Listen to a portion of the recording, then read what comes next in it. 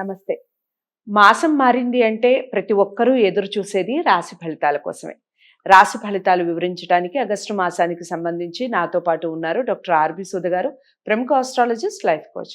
ఈరోజు మేషరాశి మొదలు మీనరాశి వరకు వివిధ రాశుల యొక్క ఫలితాలు ఏ విధంగా ఉన్నాయి? దాని యొక్క గ్రహస్థితులు ఏ విధంగా ఉన్నాయి? ఎలాంటి పరిహారాలు చేసుకోవాలి? ఈ విషయాలన్నీ కూడా వివరిస్తారు. ఎక్కడ వీడియోని స్కిప్ చేయకుండా చూడండి. మొట్టమొదటిగా గ్రహస్థితి ఏ విధంగా ఉందో దాని వివరాలు తెలుసుకుందాం. మేడం చెప్పండి మేడం, గ్రహస్థితి ఏ విధంగా ఉంది? వివిధ రాశుల వారికి అసలు ఏ విధంగా ఉంటుంది చెప్పండి. తప్పక మాట్లాడుకుందాం. ఫస్ట్ ఎప్పటికైనా రాశి ఫలితాలు అంటే మన గోచారం ఎలా ఉందో చూసుకోవాలి, తప్పదు అది. సో గోచారం పట్టే కదా మనం అన్ని చెప్పగలం. ప్రెడిక్షన్స్ అనేది ఇవ్వాలి అంటే ఎవరికి ఏ రాశి వాళ్ళకి ఎలా ఉంది అని చెప్పాలి అంటే తప్పక మనం గోచారం చూసుకోవాలి. ఈ నెల గోచారం ఎలా ఉందో చూద్దాము. వివరించడానికి నేను అందుకనే బోర్డు పెట్టుకున్నాను, ఎందుకంటే ఈజీ అండర్స్టాండింగ్ అనమాట. సో ఫస్ట్ మనం చూసాము అంటే మనం ఇప్పుడు మనం కుంభరాశి నుంచి మొదలెడుతున్నాం అనుకుందాం. కుంభంలో శని ఉన్నారు. శని ఏమో రిట్రోగ్రేడ్ అయ్యారు, జూన్ 30th అయ్యారు అనమాట. నవంబర్ 15th వరకు రిట్రోగ్రేడ్ లో ఉన్నారనమాట. రిట్రోగ్రేషన్ వక్రించి ఉన్నారు. సో నెక్స్ట్ మనం మీనరాశి. మీనరాశిలో మనకి రాహు ఉన్నారు. అలాగే మేషంలో ఏమీ లేదనమాట. వృషభంలో గురు చాలా బలంగా కూర్చుని ఉన్నారు. అలాగే ఈ రాశి అంటే ఏంటంటే మేషరాశి అధిపతి ఏమో కుజుడేమో మూవ్ అయ్యారు ఎక్కడికి, వృషభానికి. వృషభం నుంచి మళ్ళా ఏంటంటే ఈ నెల ఆఖరికి మిథునానికి వెళ్తున్నారు అనమాట. సో ఈ నెల ఆఖరికి. సో దాని తర్వాత మనకి కర్కాటకంలో మనకి తెలుసు సూర్య సంచారం జరుగుతోంది. ఆయన ఆగస్ట్ 16th ఆయన ఓన్ హౌస్ అయిన సింహానికి వస్తున్నారు.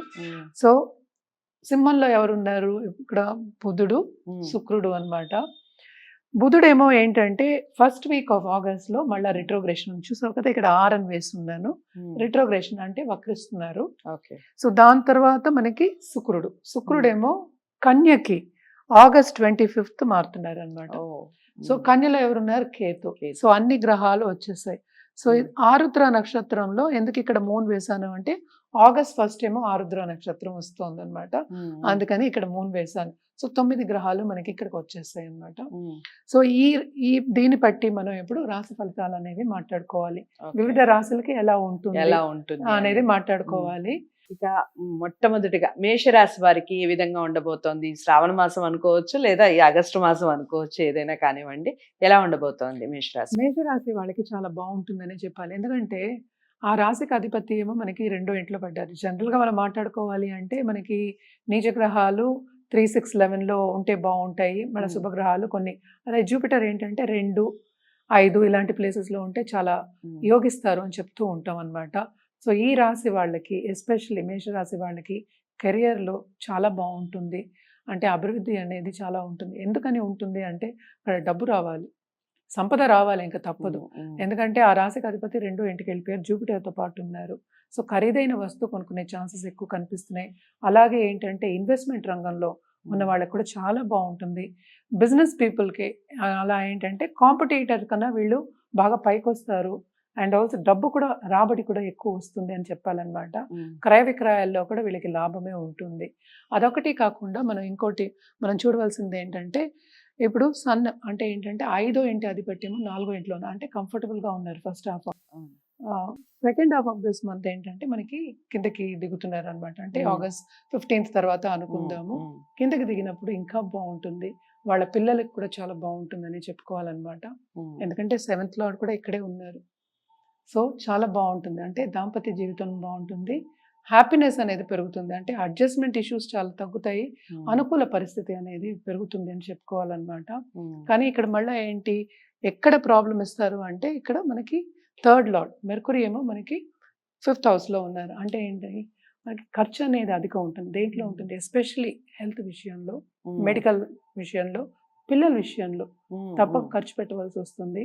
వాళ్ళని ఎలాగో ఇప్పుడు స్కూల్స్ అన్ని మొదలయ్యాయి, అలాగే చూసుకుంటారు, ఏదో ఒకటి ఉంటూ ఉంటుంది. కానీ మనం మాట్లాడేది అధిక ఖర్చు.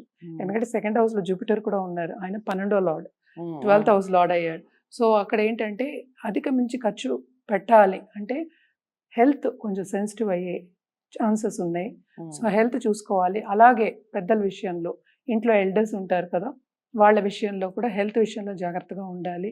డాక్టర్ దగ్గరికి వెళ్ళి రావడం అనేది ఇంకా తప్పదు అనే చెప్పుకోవాలన్నమాట. ఓకే. ఇన్వెస్ట్మెంట్ రంగంలో బాగుంటుందని చెప్పాను కదా, అదే second half of this month చాలా బాగుంటుందని చెప్పుకోవాలన్నమాట. ఎందుకంటే సన్ దిగిన తర్వాత చాలా బాగుంటుంది. అలాగే ఈ రాశిలో ఉన్న మహిళలకు కూడాను పిల్లల్ని చూసుకోవడం, అలాగే ఇల్లు అలంకారం చేసుకోవడం, బంధుమిత్రుల్ని కలయిక, అండ్ ఆల్సో ఏంటి మనకి ధార్మిక కార్యక్రమాల్లో పాల్గొనడం, ఇవన్నీ కూడా జరుగుతూ ఉంటాయి. నేను ఇందాక చెప్పినట్టు ఖరీదైన వస్తువు తప్పక కొనుక్కుంటారు. అందుకనే ఇన్వెస్ట్మెంట్ ఏంటంటే శుభం అన్నమాట. ఇన్వెస్ట్మెంట్ దుబ్రా ఖర్చు అని చెప్పకూడదు, మంచి మంచి ఖర్చు అన్నమాట. తప్పక బాగుంటుంది ఈ నెల. ఎస్పెషల్లీ మేషరాశి వాళ్ళకి చాలా Okay. బాగుంటుందని చెప్పుకోవాలి. అలాగే ట్రావెలింగ్ విషయానికి వస్తే కనుక స్టూడెంట్స్కి చాలా బాగుందని చెప్పుకోవాలన్నమాట. కాంపిటేటివ్ ఎగ్జామ్స్లో వాళ్ళు అనుకున్న మార్క్స్ కానీ లేకపోతే స్థాయి కానీ రాకపోయినా వాళ్ళు అనుకున్న గోల్ అయితే సాధిస్తారు అని Right. చెప్పుకోవాలన్నమాట. ట్రావెలింగ్ అయితే ఉంది, లాంగ్ డిస్టెన్స్ ట్రావెల్ కూడా ఉంది. ఎంజాయ్ చేసే ఒక మంత్, హ్యాపీగా ఉండే ఒక మంత్ అనే చెప్పుకోవాలి మేషరాశి Okay. వాళ్ళకి. అలాగే మనం పరిహారాల విషయానికి వస్తే తప్పక వీళ్ళు స్కందుడికి అంటే సుబ్రహ్మణ్య స్వామికి మంగళవారం వెళ్ళి పూజ చేయడం, నేనైతే పాలాభిషేకం చేయడం తప్పక చెప్తూ ఉంటాను. ఓకే. చేయడం అనేది చాలా మంచిది. అది కాకుండా దుర్గా చాలీస ఫ్రైడే అలాగే ట్యూస్డే చదువుకోవడం చాలా చాలా మంచిది. గోవుకు కూడా మనం ఆహారం పెట్టడం చాలా మంచిది అనమాట. ఓకే. ఇవన్నీ చేసుకుంటే కనుక వాళ్ళకి తప్పక బాగుంటుంది. పాజిటివిటీ ఈ నెల కాకపోయినా లాంగ్ టర్మ్లో వాళ్ళకి పాజిటివిటీ అనేది తప్పక తిరిగి వస్తుంది. ఈ శ్రవణ మాసం అందరికీ తెలుసు, శ్రవణ మాసం ఇది. సో దేవి పూజలు చేయడం అనేది అన్ని రాసుల వారికి చాలా మంచిది. ఎవరైనా చేయొచ్చు దేవి పూజలు. అంటే ఏంటి, మగవాళ్ళు ఆడవాళ్ళు అందరూ చేసుకోవచ్చు అన్నమాట. చేసుకోవచ్చు. అది చాలా బాగుంటుంది. చాలా బ్లెస్సింగ్స్ అనేవి మనకి వస్తాయి, పాజిటివిటీ కూడా మనకి వస్తుంది. కానీ ఇవన్నీ మనం మాట్లాడుకునేది ఏంటి, ఈ నెల వరకే కదా.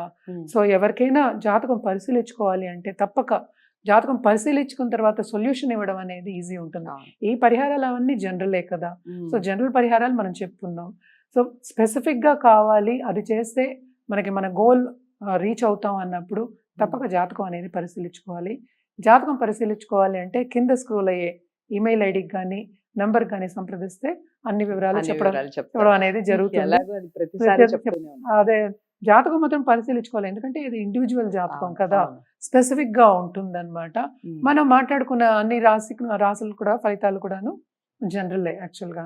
జాతకం పరిశీలించుకుంటే మంచి జాతి రత్నం కానీ, వాళ్ళ జాతక రీత్యా జాతి రత్నం కానీ, అలాగే పరిహారం కానీ, పూజలు కానీ, ఇంకా ఏమైనా ఎక్స్ట్రా పూజలు, స్పెషల్ పూజలు చేయాలా, అవన్నీ కూడా చెప్పడం అనేది జరుగుతుంది అనమాట. తప్పక జాతకం పరిశీలించుకున్న తర్వాత ఇవన్నీ చేసుకోవడం అనేది మంచిది. చాలా చక్కగా వివరించారు. అదండి, మేషరాశి వారికి ఈ ఆగస్టు మాసం అనేది చాలా బాగుంది. ఇంకా పరిహారాలు చెప్పారు. పరిహారాలను కూడా తూచా తప్పకుండా పాటించే ప్రయత్నం చేయండి. ఏదేమైనప్పటికీ జాతకాలని పరిశీలించుకొని పరిహారాలు చేసుకుంటే శుభ ఫలితాలు ఉంటాయి. జాతకాలు పరిశీలించుకోవాలి, మేడంని కలవాలి అనుకుంటే స్క్రీన్ మీద కనపడే నెంబర్కి కాల్ చేయండి. వీడియోని లైక్ చేసి షేర్ చేయండి, ఛానల్ని సబ్స్క్రైబ్ చేసుకోండి. మరో రాశితో మళ్ళీ కలుద్దాం. నమస్తే.